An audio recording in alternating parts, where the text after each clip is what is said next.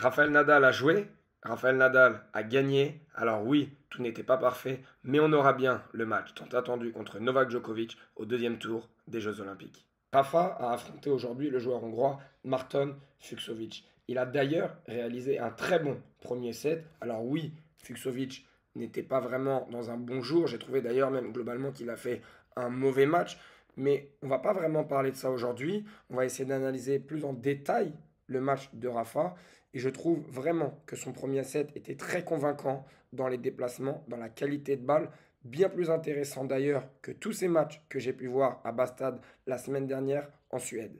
Et puis petit à petit, on a vu un Rafael Nadal beaucoup plus sur la défensive, ou alors un Espagnol qui essayait d'abréger les échanges en faisant beaucoup d'amortis, en essayant de finir les échanges sur une ou deux frappes de balle avec un coup droit gagnant qui finissait souvent très long ou dans le couloir, peu habituel chez l'Espagnol.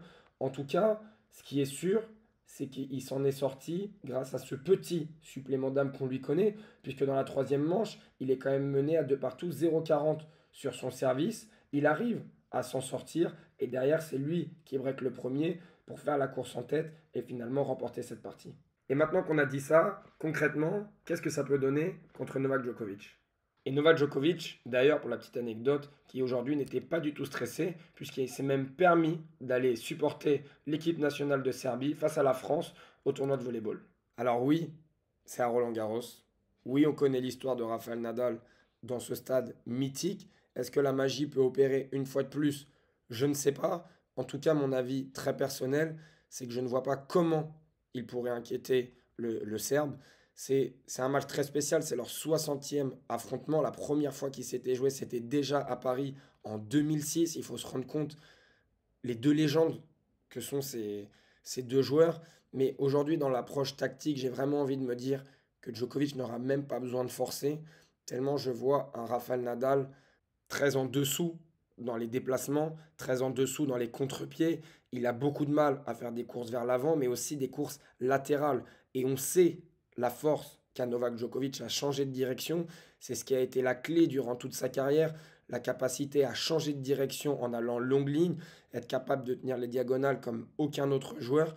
Alors oui, Novak Djokovic, on ne sait pas trop dans quelle forme il arrive. Il a eu un premier tour presque inexistant. La dernière fois qu'on l'a vu, c'était sur gazon.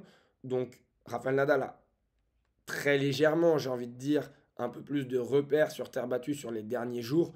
Mais concrètement, les sensations et les repères, ils sont pour le Serbe. Allez, si je devais me projeter très rapidement comme ça, j'irais sur un 6-4, 6-2 ou un 6-3, 6-2 avec un break dans la première manche pour Djokovic et un double break dans la deuxième. Je pense vraiment que ça va être très compliqué. Il n'y a pas un secteur où j'imagine que l'Espagnol peut être au-dessus du Serbe, mis à part la magie de Roland Garros, mais ces dernières années, elle n'est plus trop présente. Je pense que ça risque d'être vraiment trop dur. Mais heureusement, dans ce tournoi olympique, il n'y a pas que Rafael Nadal et il y a aussi d'autres joueurs. D'ailleurs, deux d'entre eux ont fait forfait et c'est ce dont on va parler tout de suite. Cameron Norrie a fait forfait et a laissé sa place à Petros Tsitsipas et Alex de Minaur a fait forfait, laissant sa place au Portugais Cabral. Alors, pourquoi je voudrais insister sur ce point? Parce qu'aujourd'hui, aux Jeux Olympiques, quand un joueur fait forfait, il n'y a pas de joueur remplaçant et c'est donc un joueur qui est aligné en double qui joue dans la catégorie simple et qui le remplace. Sauf qu'aujourd'hui, on sait très bien que les joueurs qui jouent en double n'ont pas du tout, n'ont plus du tout pour certains, le niveau pour jouer sur le circuit individuel. On en a parlé, Mathieu Ebden, adversaire de Djokovic, a lui été il y a très longtemps dans le top 30. C'est vrai, il faut le dire, environ 35e mondial, on en avait parlé. Mais aujourd'hui, il n'a plus du tout le niveau et on l'a vu hier, il a perdu 6-0, 6-1. Aujourd'hui, ça pose encore un problème puisque Alex de Minaur et Cameron Norrie, eux aussi, ont fait forfait, laissant la place à Cabral, qui au mieux a été 871e, 870e mondial. Donc au mieux, aujourd'hui, il est non classé, ce qui équivaut à un joueur négatif en classement français, si on devait faire un rapprochement. Et on a Petros Tsitsipas, qui oui, certes, est un bon joueur de double sur le circuit, mais en simple, qui n'a jamais été mieux que 700e environ mondial. C'est très compliqué et surtout très injuste. Alors certains me diront, oui, mais ça permet aussi à d'autres de faire de participer au tournoi olympique, sachant qu'en plus, le tennis n'est pas forcément une discipline olympique, ça ne va pas être le sujet de cette vidéo aujourd'hui, mais il faut bien se rendre compte qu'il y a des joueurs qui auraient rêvé et qui n'étaient pas loin des cuts. Les cuts, c'est le classement nécessaire pour participer aux Jeux olympiques.